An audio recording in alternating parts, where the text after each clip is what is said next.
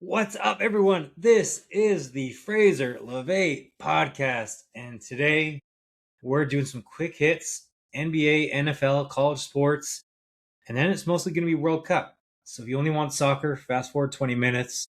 If you want a little dabble into some NFL, NBA, which you should, then stay for the first 10, 15 minutes.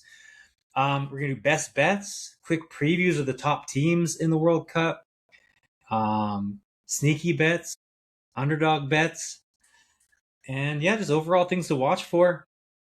Sponsored by the way, this podcast sponsored by the Learn with Lukai book series on Amazon, only like $10-11 US. There's Learn with Lukai soccer, basketball, and snowboarding. Hopefully going to add a football here soon, and some maybe a beach day. Some others on the docket, but I've been absolutely getting my ass kicked with my real job. So here we go. I wanted to get Jared on the podcast, but our schedules haven't aligned. I wanted to get another guest. I had a couple famous guests from England that wanted on this, but just the World Cup's only right now. It's June 3rd. It's what, 8 days away. So I need to get this content out. So I couldn't wait around anymore. I just had to do it myself. I'll try and make it entertaining enough for you. Let's see. What do we got? NFL. I mean, Browns trade, Rams trade. Nothing really new to say in real time. I thought it was a great trade for both sides. Browns are far from winning now. The Rams are win now. They get rid of Myles Garrett's salary. He's 31 this year, I believe. So, I mean, they're not going to win by the time he's 33, 34. So they get Jared Verse, young player on a good contract for still another few years, I think, as well, with a fifth-year option. Also, the Browns will get rid of the Watson contract next year. So out of nowhere, in like 1 year, you're out of the Garrett contract and you're out of the Watson contract. I'm a believer in Shedeur Sanders, not like a massive believer, but I think he's a starting quarterback in the NFL. However, of course, if he sucks this year completely, or they start Watson, but they both suck, or even they're just mediocre, maybe they land one of these top incredible quarterbacks in next year's draft. So now they've got tons of money to play with, a stud running back, wide receivers, young defense is outrageous, and a new quarterback. It could be something promising, but it's still the Browns, so who knows? The Rams, every year, there's always a team that doesn't have a salary cap. Like, I just don't understand how they're able to sign, the Chiefs cornerback and pay these receivers and now pay Garrett. And then there's talk about Aaron Donald coming back. They've got two incredible wide receivers. Quick stats on them. They had last year's passing touchdown leader or yards or both. But anyways, one of those two. Receiving touchdowns leader in Adams. Receptions leader in Puka. And now they also have the sack leader from last year, all on their team. So I think it rests on Stafford being healthy, which, I mean, last year rested on that and he was fine. So, I mean, ideally, imagine if they gotten, I don't think there was an offensive lineman in the first round at the end of the draft. But if they had just like a stud offensive lineman from the first round, how that could help instead of the pick, which I loved. I love the quarterback at Alabama. Sorry, my mind's spinning. It's all soccer. Can't even name my favorite quarterback from last year. A little dart controversy. I'm fine with but I'm going to try not to be liberal here. I'll bring it around to being Republican. It's funny that everything's now liberal or Republican. But I just think it was stupid by Dart. It's like, if it was Trump first term, he was still obviously divisive. Even like Trump 6 months ago. But right now, he's like the most divisive figure on planet Earth. Just a lot of negativity around it. So I just don't know why you would align yourself with that. It's just such a dumb time to do it. Maybe do it in 2 years. I get that Dart said he just appreciates the presidential seat. That's fine. It's just a bad time to do it. And the thing that makes it stupid is he's a leader in a sport on his team that's 90% African American. Like, I'm sure his team's 80 to 90% or more African American. And I can promise you, he probably knows that 70% plus of them hate Trump. Not even just don't like Trump, hate Trump. So I don't understand why you would want to just put yourself in not even politically, in just any sort of stature of life. Like, let's say he it just seems stupid. It seemed tone deaf, mostly because even you, Jackson, you can like Trump all you want. Um, but why would you make your teammates upset when you know that most of them hate Trump? You'll get plenty of time to be around the presidential seat and whatever else in your lifetime. So right now, and that's the other thing. It'd be kind of odd and rough if Stafford did it, who's like 40 years old. Jackson Dart's basically a rookie, and he's going to do that. So I think it was dumb from a be everyone's favorite person in the locker room standpoint. I've had people in one of my group chats, a minority group chat, being like, I kind of look sideways. I don't. The person does. Anyways, we'll keep my thoughts out of this. But friends are like, they're MAGA friends. They start to kind of look sideways at him, like, after kind of a lot of the divisiveness, which I think is fair. Even my Republicans think Trump's getting a little out there. But anyways, as just Dart, you lead a team of mostly minorities who really don't like Trump. So why would you align yourself with Trump? Which it's fine that you vote for him and do whatever else. Just as a dumb decision. My 2 cents. Pass got AJ Brown. Good for that. Russell Wilson finally is out. Thank God. College football. Went to Texas Tech. We're in the news. Three reasons we're in the news. Softball, World Series. We're in the finals against Texas. Great. Love that. Also, the Texas versus Texas Tech battle, where I think could maybe reshape college football, which we'll get to next. But I wanted to touch on Sorsby, Texas Tech QB, who has all the gambling allegations and is basically going to be kicked out of the league. Right now, a judge is weighing the sentence. I guess I don't know if it's a sentence or it's the his appeal. Real time right now, Wednesday, June 3rd, 2 p.m. And my 2 cents. I don't want Brendan Sorsby on my team. He's an idiot. Fine, gamble. I gamble. He gambled on his own team. He gambled on everything, which again, not fine. But here's where I drew the line: was he cited his mental health, which I am pro mental health. Trust me, pro mental health, and I think it needs addressing and all that. But what kind of fucking precedent does it set? If anything negative to you when you break rules, oh, it's my mental health. Like Jacobs can just allegedly beat his girlfriend or wife, and it's my mental health. I don't keep me in it. Like, no, you can't do that. It just, I don't know. Like Jeffrey Dahmer. Like, sorry, it was my mental health. Oh, well, we didn't think about that, Jeffrey. Like, you're free to go. A little extreme, but you can't just cite mental health and just walk away scot free without consequences.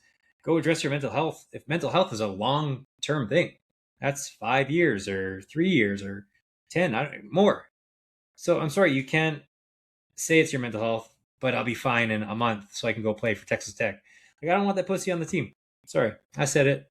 Unpopular opinion, popular opinion. We got Will Hammond. He'll be healthy by week 2, week 3. If he's healthy by week 1, watch him in the Heisman. He'll be top 5 for an undefeated season potentially. But yeah, I think Sorsby made a mistake. Own it, learn from it, move on. I also think him doing this kind of as an NFL GM would scare me away. Like, it's making him seem like very mentally weak. Like, we all make mistakes, but him not owning the mistake and trying to use like this mental health excuse, which is maybe it's not an excuse, but you know what I mean? Like, to try and get around it by citing mental health. It's just a terrible precedent to set because then, yeah, anytime anyone commits a crime, a violation in college sports, NFL, whatever, it's my mental health. Like, no, it doesn't work that way. Sorsby, you're gone. Texas Tech, arguing, coaches, boosters. I love it. I just have a thing. It's funny. A lot of like Texas and all these teams are complaining about Texas Tech and it's money and this and it's stupid. Texas Tech. Let me restart. So everyone's hating on Texas Tech because all the money we're throwing around, right? It's funny, especially like coming from Texas.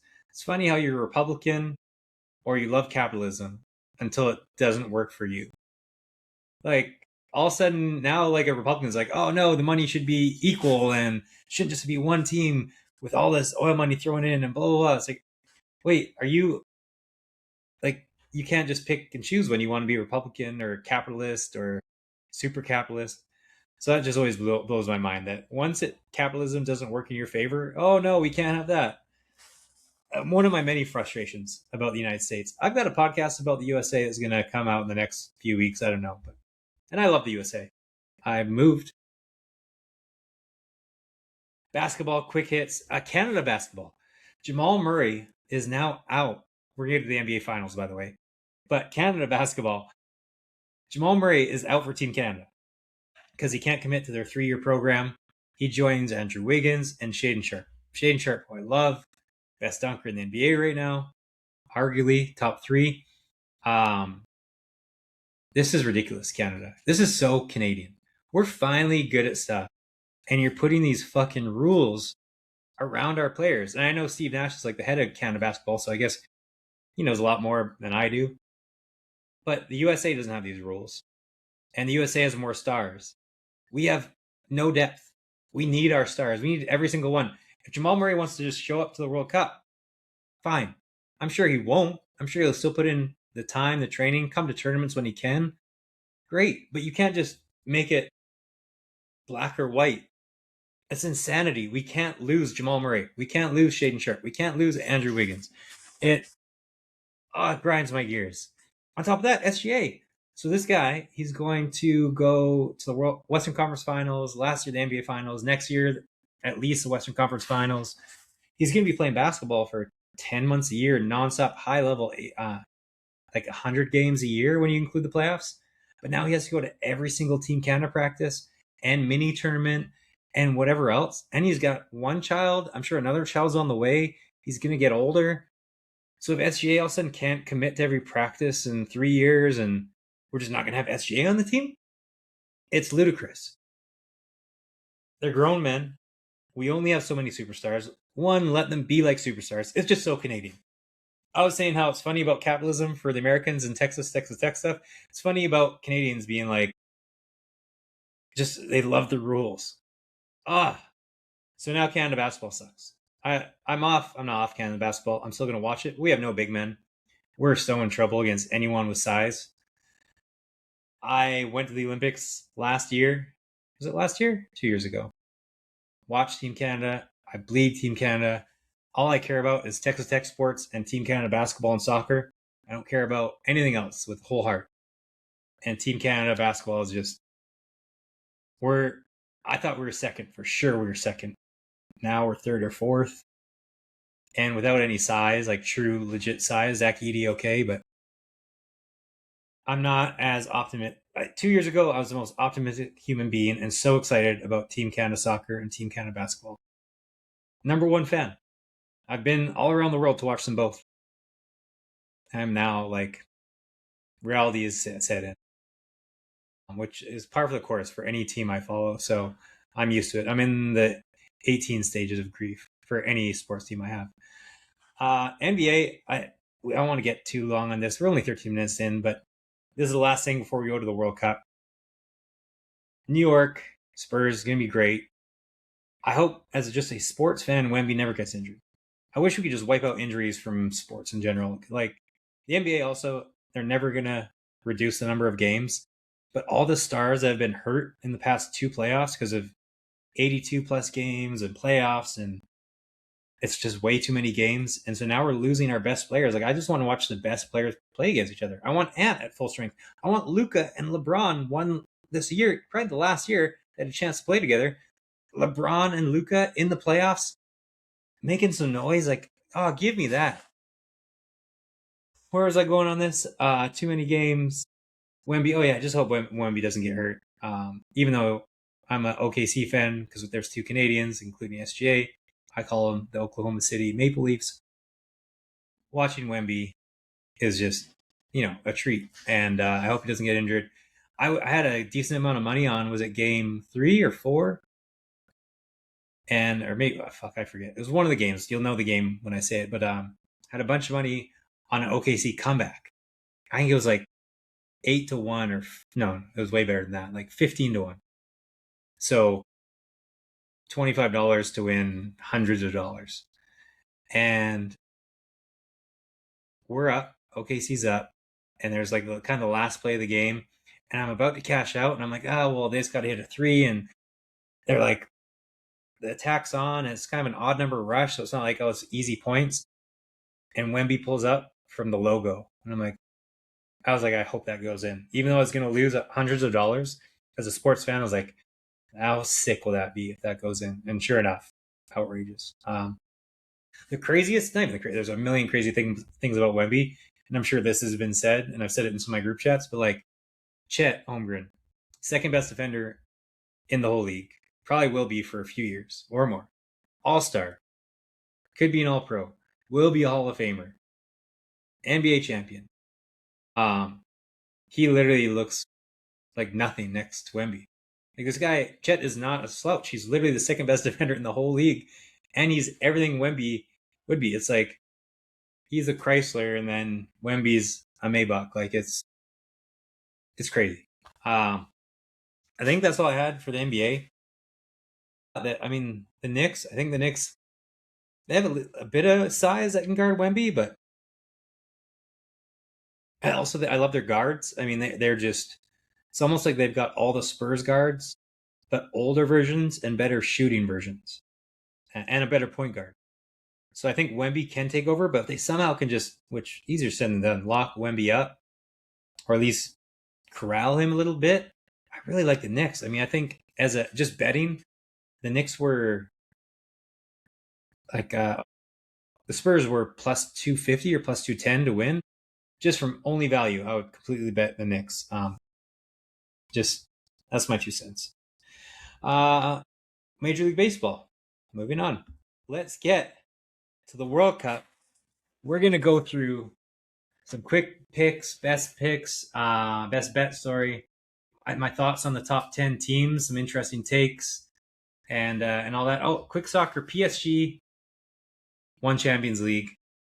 I really don't like how PSG can just reschedule their games in like during the season. So I don't know if you know this. I probably should have double checked this, but triple checked. But basically, PSG was able to move one of their league games to have extra rest. And I think the French league is the only league that allows that. I know the EPL doesn't. So they had extra rest, not for the final, but for like earlier games a month ago. I think that's absolutely ludicrous. That should not be allowed. And I'm sorry if I'm not saying it correctly, but I'm pretty sure that's the case. And it's ridiculous. And PSG also plays nobody. I used to have this argument with a friend who's a Barca friend, Ijovi. He'd always say Barca and Real are the best in the world. The EPL sucks. Blah, blah, blah. While Barca and Real are the best in the world or top five, it's like they don't have to play anyone all season. They can rest. When they're up 5-0 on XYZ team, half their players can come out in the 75th minute. Where England, you've got the top 6 teams, like they're playing everyone 80, 90 whole games, extra time. There is no rest. So by the time Champions League comes around, you've got guys playing, Arsenal's playing Man City, and just after playing Man United, and just after playing Liverpool, back to back to back, and then they have to play PSG in the Champions League. As a bad example, because Arsenal they got a little break post league. It wasn't a big break, but more in the group stage. They have to play so many games. Every game's hard. So it's absolutely ridiculous that PSG can kind of rest when they want. And that's also why EPL teams, if you're not a big soccer fan, that's why EPL teams don't win the Champions League as much, because they've just got a gauntlet week in, week out of league play compared to any other league. Extra time. Quick extra time rant. Not going to be a popular opinion. This is maybe a North American way of looking at things. So anyone European or world soccer fans, I'm purists, will hate this. But I think no more PKs. We go NBA style. Overtime keeps going. But here's some wrinkles. There's obviously the first extra time, second extra time, third extra time, you get more subs. Fourth extra time, you get more subs. So, I mean, it's like there's 23 players on a roster in the Champions League. So, I mean, by the third and fourth, you've got new players coming in fresh. And there's multiple reasons I love this. One, PKs are just kind of lame. Two, we'll see some 17-year-old you've never heard of, or unless you're a super fan, maybe something absolutely glorious happens with them. They get subbed in the fourth overtime, third overtime, because all legs are tired, and unlimited subs. So I mean, you get 3 or 4 every single extra time, meaning all 23 players get out there at some point if it goes long enough. So you've got fully rested people. You've got a whole new team playing the next 90 minutes if you wanted to. Rested legs, still exciting, because what happens now, the team that's getting shit kicked holds on for PKs. So packing the box, they're just hanging on for dear life. Overtime typically sucks. I meant to look this up, but we should look this up. How many games in extra time went to PKs? Like what percentage of it? In maybe we'll look at it towards the end, but in Champions League, World Cup finals, how many games actually went to PKs? I would assume the majority of them, because everyone's tired, everyone's holding on. There's not very often people are scoring goals in it, so those extra times are kind of tedious, anyways. Let's add fresh legs. I want to see these young superstars. Someone makes a name for themselves, being the 19th sub. And one other thing, I don't think this would work because my body's shattered after a game. I can't imagine these guys playing 90 minutes at the top level, no matter what age. But like Dembele is subbed out of the Champions League. An hour of real time, an hour and a half or 2 hours of real time, 60 minutes of a game plus breaks and stuff have passed by. He's been getting IVs, massage. Can we get another 20 minutes out of him? Can we sub him out 75th minute, take a chance, but then sub him back in at the 145th minute? I doubt that part could happen, but that was just another fun wrinkle I had. Again, I'm sure a lot of you purists hate it. That was just my thought. I also had thoughts about Champions League and restructuring as each stage went along. 2 English people killed me on it. This was 5-6 years ago. Hated it. Stupid. You're an idiot. What happens a year or 2 later? They did my idea. So my ideas are on it. This should happen. Sure it won't. One last thing. 2 last things before we get to the picks. Watching soccer documentaries, this goes back to any podcast you've seen or listened to with me. The World Cup just absolutely screwing fans over. I was watching like the Liverpool documentary and watching other ones where it's so cool to see they'd show, all these fans getting on buses and travel agencies with costs in the windows for cost of ticket and bus and just everyone going there. And it was just this really cool, anyone could afford it. Super fans were going. And now we're just getting further and further away from that. It sucks that 50% of these major games will be just corporations and money and sugar babies and sugar daddies and people who don't actually love soccer. Where before, like the Liverpool Steven Gerrard comeback game, it was just mostly all fans, and it was still expensive, but affordable expensive. Where now it's like no one from England is affording an England World Cup ticket. I mean, 1,000 will, but not like regular people, not super fan regular people. So it's just a shame it's going away from that in all sports, not just soccer, but I thought I'd bring that up. Water breaks, the other thing I hate water breaks. There's so many games where all of a sudden, like, it just, imagine you're making a comeback. But that Steven Gerrard, the Liverpool comeback, if that had a water break, does all of a sudden AC Milan get a second to kind of catch their breath, get some new tactics, kill a lot of the momentum with a break? I think it impacts that kind of, some teams is on fire, making a big comeback. Does it kill this kind of comeback opportunity? Not a ton. It's not the end of the world, but just not a fan of water breaks. All right, let's get into it. World Cup, favorite bets. Getting my notes out for you. Yes, I have notes. We're going to talk best bets. Going to dive in the top 10 teams. Some brutal round of 32 and round of 16 matchups. If like all the chalk, everyone wins where they're supposed to win, it's going to have a rough spot, as well as the finals and semifinals. If the people win their brackets and follow along the whole games and matches along how they should, there's some interesting things like France plays Spain in the semifinal, which I'll get into all this, but definitely worth a watch. You're watching already. It's already been 24 minutes. You're not going to leave now, right? One thing I noticed, like how bad are Haiti, Congo, Jordan, Iraq, New Zealand, Uzbekistan, that they have a 50% less chance of winning the World Cup than Cape Verde. That, like, how bad are they? Cape Verde lives 50% chance, better chance. anyways, I thought that was interesting. To win, here's how you should bet the World Cup to win.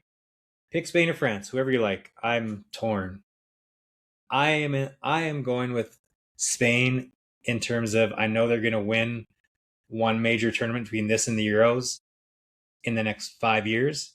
So I'm just betting them every single year because that gives me 5 chances to get my money back. And I bet they win 2 out of the next 5. They play so well together, even without Yamal.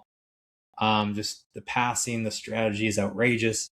I love watching Spain. It's insane. Like when they play a team like Europe, it's just hilarious. It's 2 different worlds, even though it is a different style, but still the Spanish style is so much better.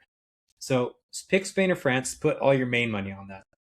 Whoever you like. I still love France, of course. I'm torn. It's a tough one.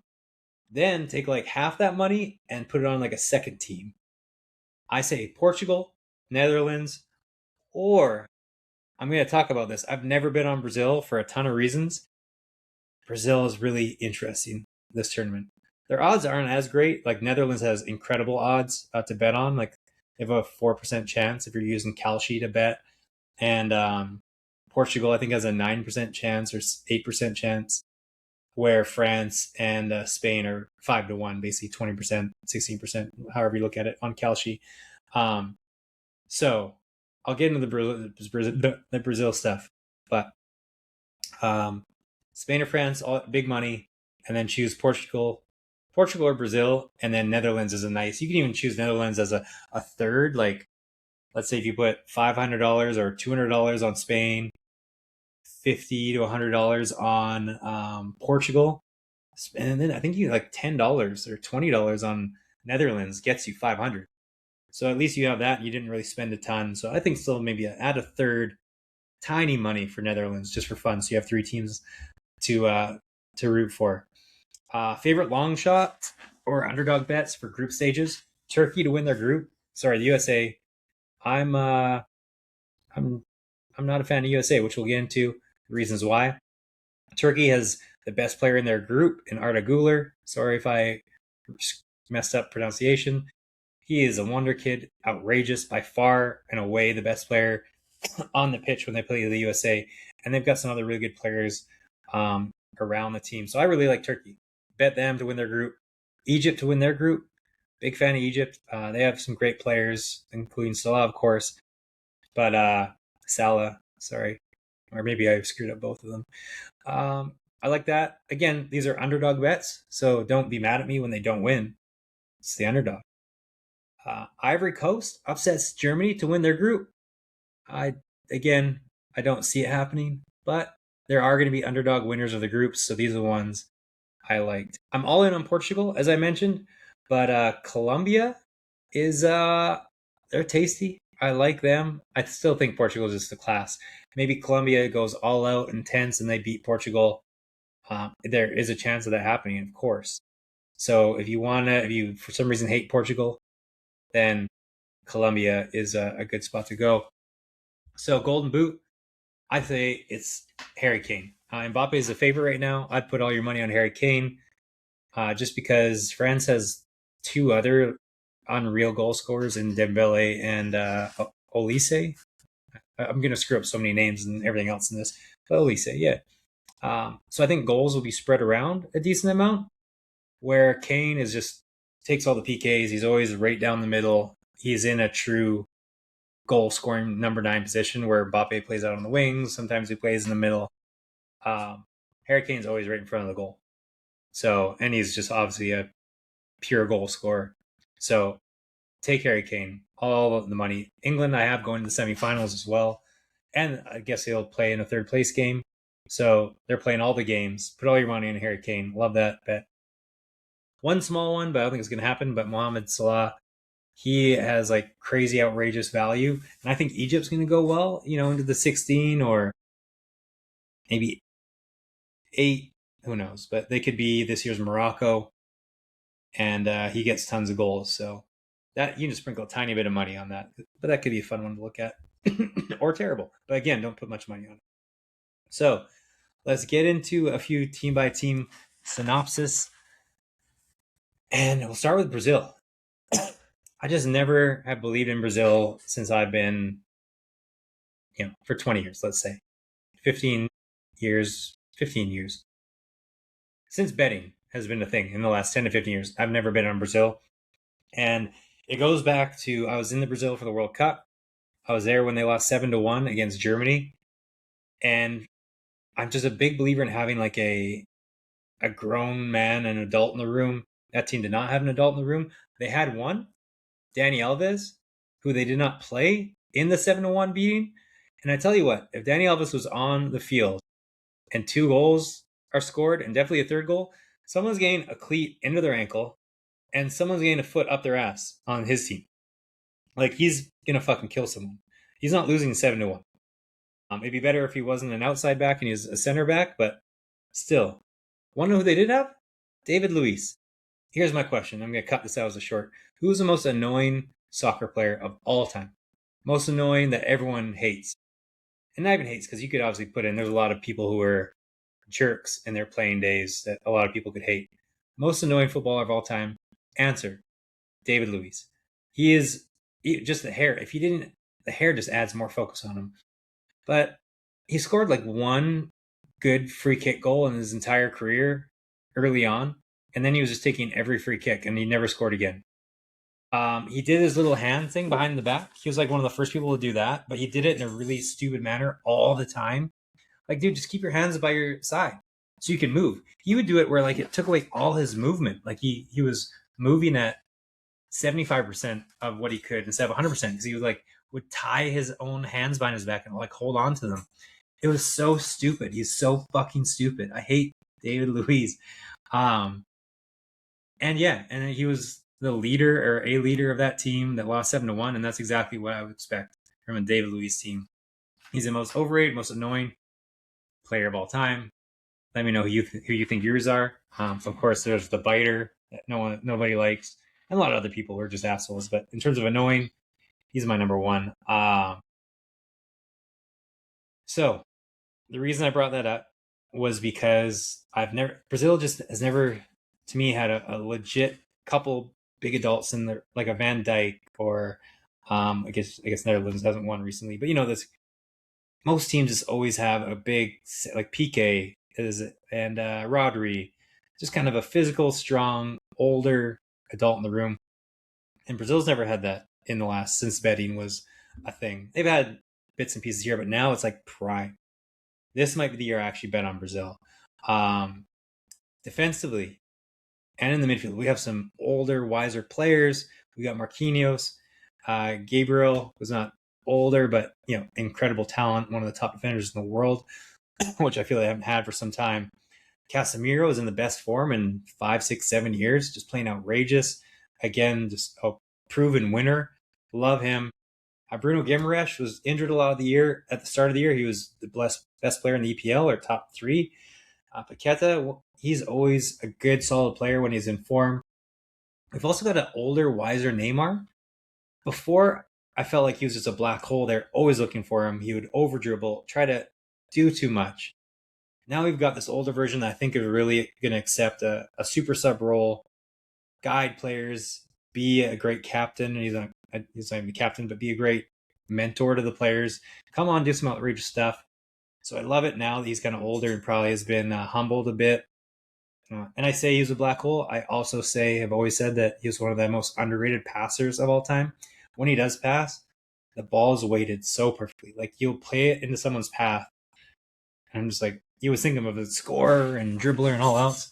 Yeah, when he passes, oh my God, it is gorgeous. So watch out for that.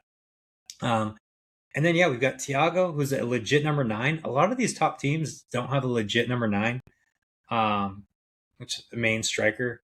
And so they have that in Thiago. They also got Cunha, who's outrageous. Rayan with Bournemouth's playing really well. And then a goalie. They've got Alisson, who's elite, wise, great with his feet. So across the board, they have just a great mix of young and old. So I'm always down on Brazil. I'm up on them this year. And I may have to just place another bet, even though that would hedge me too much. So I probably can't do that. England. I have a soft spot in my heart for England. I watch all the documentaries. A lot of my best friends and good friends are from England. I have to watch all the games with them. I like them all. But they're always dramatic. Not them. The team is always dramatic. Like they never just do what they should do and keep it quiet. And obviously the English tabloids make it way worse than it actually is. But just like the not choosing Maguire and not choosing Palmer. Maguire, I don't really know this, but it's just I think he is the perfect English player. Started on a lower club, not really flashy, just works hard, gets in fights in Greece, wins games. He's been like an oddly proven winner. I remember he talked about how like he'd never loses games, and he showed the stats, and it was kind of right. He's been highs and lows in his career, so he is resilient. He's just like someone you'd want on your team, especially England, who's got these issues. And Palmer, while maybe not in the best form like last year, still is a game winner, game changer. And instead, you bring in these players that you didn't need to pick. It's like you needed to pick Maguire and Palmer. Foden, maybe, I don't know. But yeah, I would add Foden too. But at least these two, like you have to add them to your team. You didn't have to add these other, like there's 4 players that you didn't have to add. They would have been like, you know what? The tabloids would have been like, you know what? Your fans would have been like, you know what? The other players on the team were like, it's okay. They got next year or next time. But you left out like a heart and soul type player, and you need central defenders.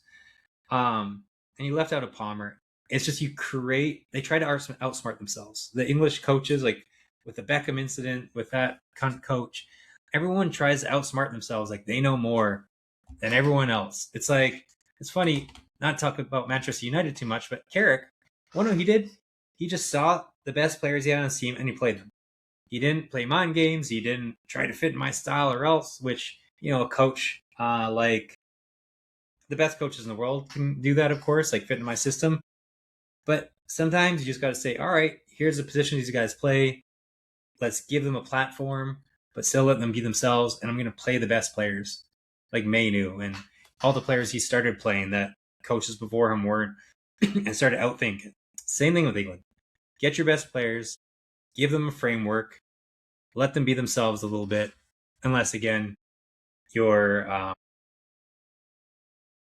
some of the best coaches in the world can make them fit into their scheme, which you always got to make players fit in your scheme. But I'm just saying, don't just try and leave out people like Maguire and Palmer because you're going to outsmart everyone. And same thing with like United past coaches. Just sometimes you just got to play your best players, give them a system, but I don't know, it's not your way or the highway. Let's get into the USA. The poor man's England, always drama. They're just a shitty version of England.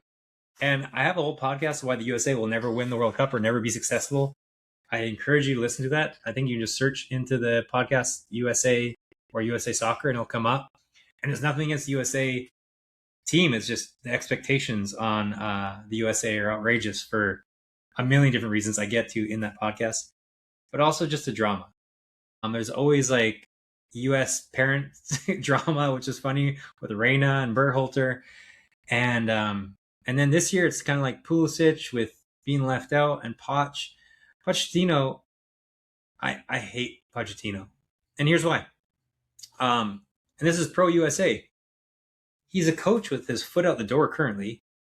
He was never like, I'm watching Steve Kerr for Team USA basketball. Both Canada basketball coaches and the soccer coach. One Spanish, Fernandez, the basketball coach. The other one's, as we know, is American. Both. I love Canada. I'm Canadian. I'm fighting for my hearts here. Even if they're 20% line, that's fine. They're saying it. Like, they're bought into this country. I love Canada. Like, they're just feeling the vibe of the country, which any coach should do. Pochettino is like it just feels like another step for him along his coaching tree. And not even seems it is. He's like, you know what? I'll do this for a few years and then I'll move on to a job. So he's already he's accepted another job, or he's like on the way to accepting another job. He's got his foot halfway out the door in the World Cup. It's just, and I'm not a big fan of Pulisic, we'll get into, but still playing the shit he's doing with Pulisic, or Pulisic, it's just Pulisic not wanting to play, as well as just, I don't like any of it. It's going the wrong direction for the USA. And I'm going to be critical of Canada, by the way, so don't think this is just anti-US. Pulisic, I think, also is very overrated. He was nothing in the EPL aside from one game against Liverpool where he scored a few goals. Aside from that, he did nothing. He was non-existent. He's a great 10 on like a championship team or in Syria, which is where he is now. He's playing. It's a retirement league. It's where everyone goes to retire, if not the MLS. It is not a good league whatsoever. People try to argue it. It's not. The leading point getters are 40 years old every single year and came from the EPL. Like Lukaku was killing it in Syria. He was kicked out of the EPL multiple times. Yeah, and Pulisic can't score against good teams either. He finally scored recently in their friendly against Senegal, was it?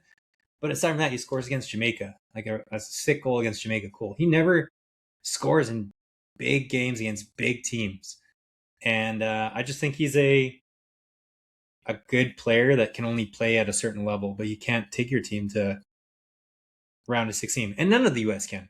Everyone always says, "Oh, we were so good back in the day." No, you never had a dynasty. You had like a one good little blip, and then 4 years nothing, and then another good blip. Not 4 years, like 8 years nothing. It was crazy how the old heads are like, "Oh, we used to be so much more." It's like, no, like look at the actual stats. You weren't. You had one good showing, and that was it. And then like 10 years later, you had another kind of blip showing. It's not sustained success. It's I so don't hate on this year's team either, which I'm doing. But USA has never been good. That's the thing. Stop putting pressure on the USA fans. You're not good. And that's fine because your best players play two other sports.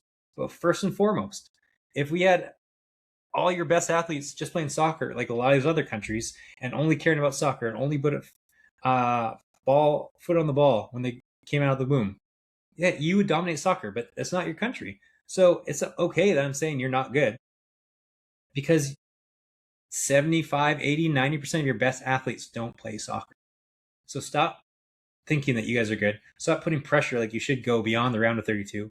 You're not going to. You're not going to win your group. You might win your group. You're favored to win your group, so it's not. Don't come in my comments. Oh, you said you win your group.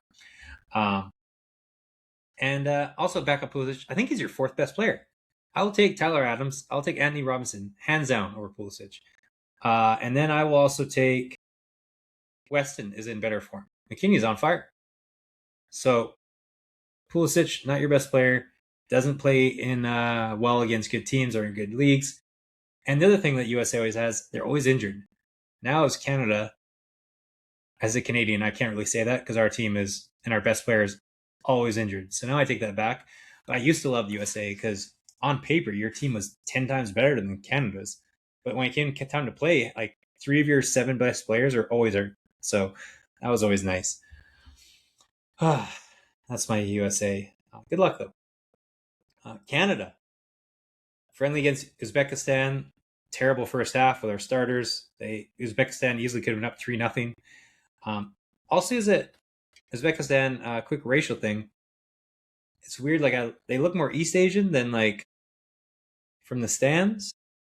And it's I need to watch more history documentaries and maybe just a map.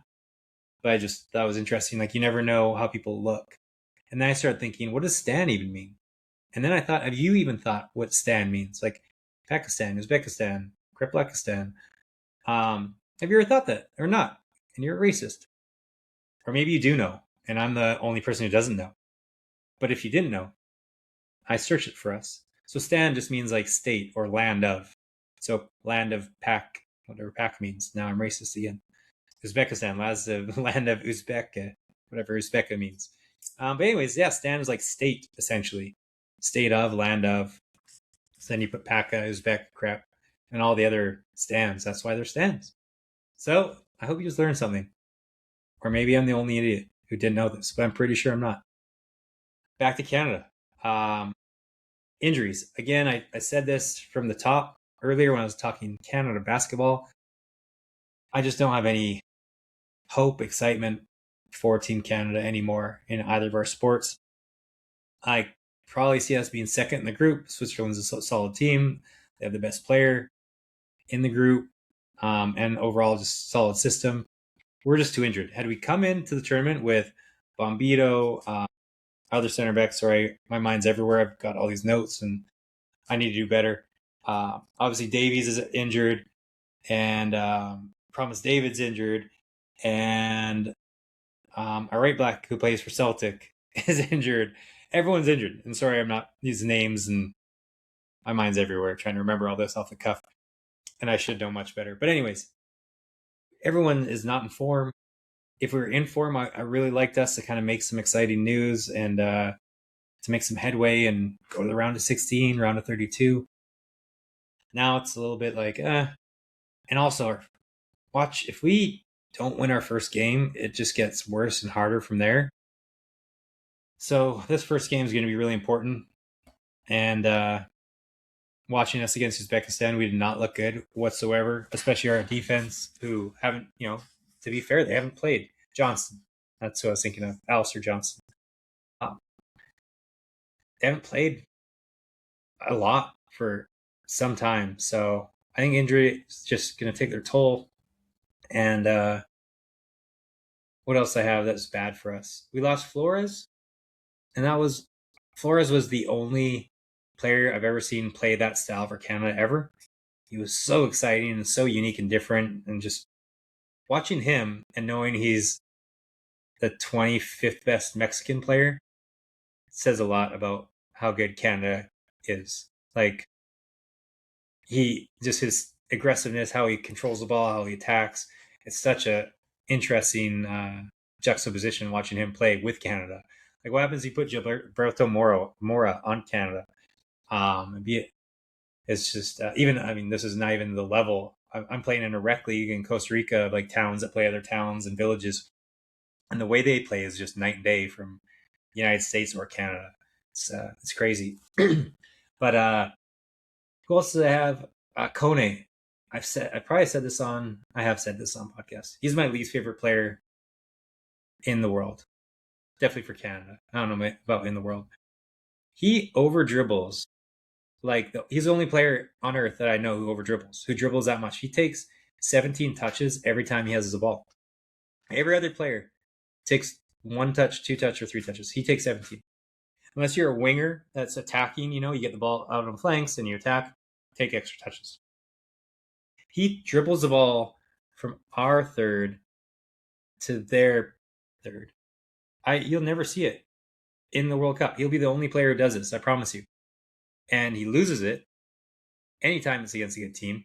You can tell that he used to be like the fastest, strongest player in youth soccer growing up, and in these shittier leagues he's played for. Still plays in some good leagues, but he played in non-major leagues.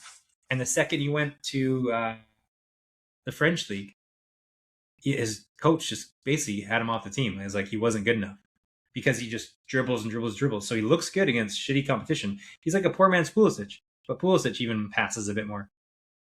So against good competition, he can do his bullshit, but against actual good players, like, pass the ball, let the ball do the work. Just focus on him, please.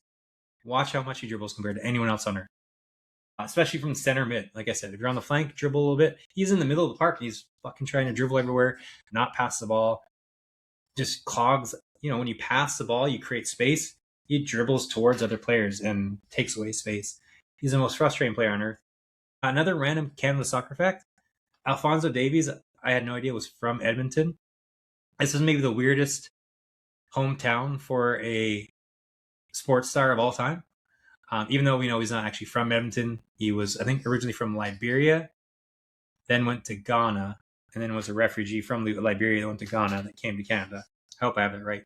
But still, let's just say his hometown's Edmonton. That'd be like if LeBron was from Brussels and like Kobe was from, I almost said really white, like somewhere in Denmark or even Scotland. Yeah, Kobe was just from Dublin or like a small town near Dublin. That's what Alphonso Davies, who was at one point was one of the best players in the world at his position.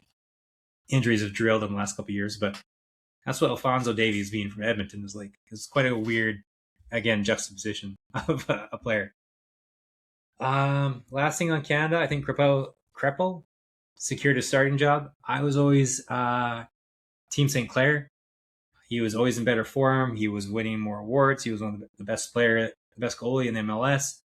But just when it comes to the national team, it seems Kripo just has a bit more confidence or team confidence in him. St. Clair's had some rough PK appearances, which weren't fully his fault. So I think it's rough on him. A lot of people love to hate on him, and they love Crepeau. I'm not gonna say it's racist. I'm not gonna say it's not. That you don't know what Stan is, and you don't like Dane Sinclair. Guess what you are. Where do we go next? Portugal. Love Portugal. Nothing to do with the Ronaldo. Not one. This whole time, I've never been like, oh, Ronaldo matters for the past 4 years or 5. Their team is outrageous. They've got, I'll make sure I don't miss anyone, but we know they've got Vitania. We know they've got Bruno, both in some of the best form and best players in the world right now, by far. Vitania just won Champions League. Bruno, was he the EPL Player of the Year? I think so, right?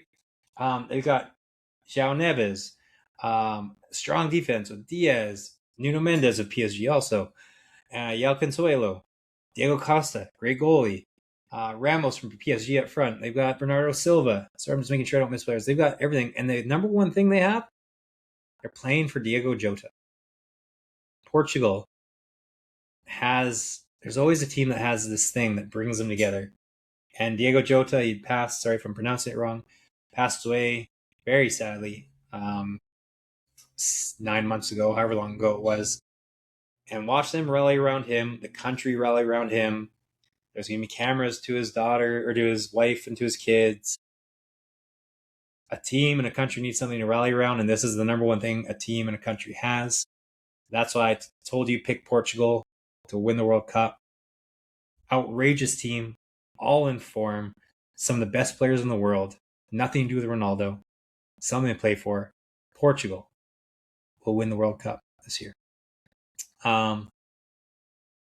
Germany, I don't really get it. They've lost me the most money, them in Belgium, over the past 10 years.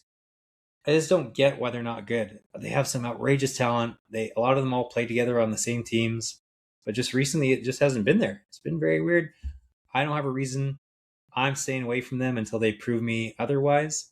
I'm still taking them to win their group, although I did say Ivory Coast could upset them.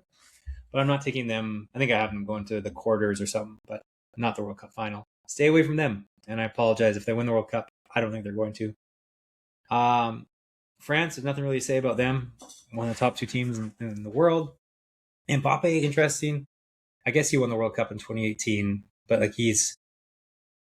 there's that story about how he left Real and they didn't win for 2 years, and then they won the 2 years without him.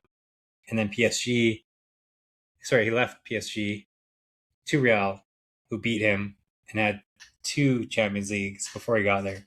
And then since he left PSG has won 2 Champions Leagues without him. So if he didn't have that World Cup win, then I would have said, that's kind of like not a good thing you want over your head going into the World Cup. But anyways, I got to breeze through the last few teams. Netherlands, outrageous team. I really like them. They're just missing a true number 9 striker. But I love Virgil back there, center defense, huge leader. Can will his team to win. Great team across the board. So I like them, like I've told you before. Croatia, I count them out every year, aside from like 2 years ago. 2 World Cups ago, I think it was, I had them going deep, and then they didn't. And then last year, they screwed me. Last World Cup, they screwed me, so I didn't put them in. And then, of course, they go on the run that they did. But I counted them out because I thought they were getting too old, especially with the Modric, their best player, getting old. But they keep proving people wrong, so it'll be interesting to watch. Who is the most disappointing team of all time in sports? I'll go first. Belgium. Their golden generation. 2 of the best players to watch of their generation, De Bruyne and Hazard. And they just never did anything. I lost a ton of money on them. And Lukaku always showed promise, but they never had promise. So anyways, never ever bet on Belgium. They're trash. Canada should have beat them last year in the first game. Canada beat the shit out of Belgium. And then Alphonso Davies missed a PK, which I have no idea why he took the PK. What was the coach thinking? What was he thinking? It was a terrible shot. So anyways. Mexico. I've mentioned before Gilberto Mora, best young player in the tournament, one of them. So keep an eye on him. You'll see he just separates himself from anyone on the Mexico team and typically on the entire field. I think, every chance to round of 32, round of 16, maybe they get spicy and go deeper, but don't expect too much from them. I think I covered most of the main teams. Argentina. I don't think they're going to win. Could they go to the semis? Absolutely. Quarters, definitely.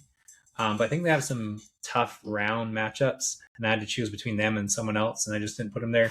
As we know, Messi's getting older, and still a solid team, but I don't rate them as high, and especially if we're betting on their odds anywhere near some of their values I like. Brutal matchup, brutal matchups in the first round of the knockouts. Canada gets a nice little matchup versus Czechia, hopefully, if we made it. And that's when we finish second. If we finish first, it's even easier. Mexico versus Senegal in the round of 32. Tough for both teams because they're both that perfect kind of tier 2 team that could make some waves, and one of them's going home right away in the round of 32. USA, I should have mentioned this when I talked to the USA. If everything shakes out how it should in their group, they basically waltz to the round of 16 or the quarters. It's oddly set up. I will say if the USA plays half decent and makes it this far, it's because their matchups are ridiculously easy of who they could play. Um, you know, did we uncover some nonsense from FIFA? USA, hey, can we have the World Cup if you give us the easiest schedule in the entire tournament? I think so. I'm going to say, yeah. I think this is absolutely. We know FIFA is fraudulent. We know it's trash. And I think this happened. The USA, honestly, as I was saying, they won't make it far in the bets, but actually, I think they could make it far purely from an absolute breeze through the round of 32 and round of 16 games that they play. Or at least they get a decent matchup in all of those. Round of 16, Germany and France are on a collision course. I already told you Germany I was done with. I feel bad for them because that's a tough matchup in the round of 16. Those are two heavyweights, even if Germany hasn't been a heavyweight recently. If everything goes to plan with groups and everything, I think they play each other round of 16, and that sucks. Croatia, Spain. I have them if Croatia doesn't win their group, Croatia, Spain ends up round of 16. So either way, I think in round of 16, Spain will play either Croatia or England. I'm pretty sure. So that's brutal for Spain. Like to round of 16, they have to play two of the best teams in the world, right? So that's a really tough draw for Spain versus what some of these other teams like Canada, I think would play Czechia in the round of 16 if they both made it. No, that was in the 32. Maybe that was, I think it's 32. That may be the 16. Ridiculous. If it is. I should have researched this, made sure, double check my notes. England waltzes to the quarterfinal. Really easy matchups until the quarterfinals. And a lot of Euro teams have brutal paths where the USA and England have super simple paths. Anyways, quarterfinals. If everything goes chalk, France plays Netherlands. Rough on Netherlands. But I mean, at this point, you got to play someone good, so it's not really rough. Brazil plays England. I had England when I first did my bracket. I may change it to Brazil. Now that I've just did the talking points I did about them, has reinvigorated me about Brazil. I'm changing that. Brazil beats England. Argentina, Portugal. This is where Argentina says goodbye. Portugal, I just love them. And then Spain versus, who knows? It could be Croatia. It could be England. It depends how that group works out. But I got Spain advancing no matter what. But Spain has a hard round of 16 and a hard quarterfinal and a hard semi. And then they make it the final. So their semi would be France versus Spain, England versus Portugal. This may make me rethink my Spain bets. Now I've even talked this out for a third time to myself. But Spain has just a brutal gauntlet. France does too, to be fair. France, Netherlands, France, Germany. Never mind. France, everyone has a rough go, right? But yeah, you got France, Spain, England, Portugal semis. That's it. I got to get to my physical therapy appointment. Quick TV shows. Dutton Ranch, outrageously good. Love it. I'm all on board. Where do they find these wands from over and over and over? Like an eye for talent. You know what I mean? Madison, another Yellowstone spinoff, super slow. It's like Little Women Part 2. I never watched Little Women. The Madison is how I would think Little Women would be. If you're a female, best show on earth right now. If you're male, I'm 2 episodes in. It's pretty slow. I'm sure it gets better. It's still very slow. It's heartfelt. It's like nice. It's just depressing, slow. Not even heartwarming yet, because like the grandma just calls her granddaughter bitches quite often. So yeah, it's not even like super lovey dovey. There are parts of love. Also, Kurt Russell, one of the worst acting job of his entire career. I think they use it because his voice is good with the voiceovers and the storytelling after what happens with him. Hopefully, I didn't just ruin stuff for you. But the first part that he's in, the first episode, he's just like very annoying and like overacting. And I'm not who am I? I'm not Siskel and Ebert, but I think to me he's a really great actor, right? And he just was weird. Michelle Pfeiffer, it's crazy. Like I know I'm getting old when Michelle Pfeiffer is like Kurt Russell's 75, I think, and Michelle Pfeiffer is 65. How is Michelle Pfeiffer 65 or 60? That's She was one of the hottest women on earth at one point. Now she's still beautiful. Anyways, Fraser LeVay podcast. Go get the Learn with Lukai book series. World Cup. Maybe we'll follow up with some stuff. I have a bunch of travel things I need to do soon, so we'll get those going. Enjoy the World Cup. Talk to you later.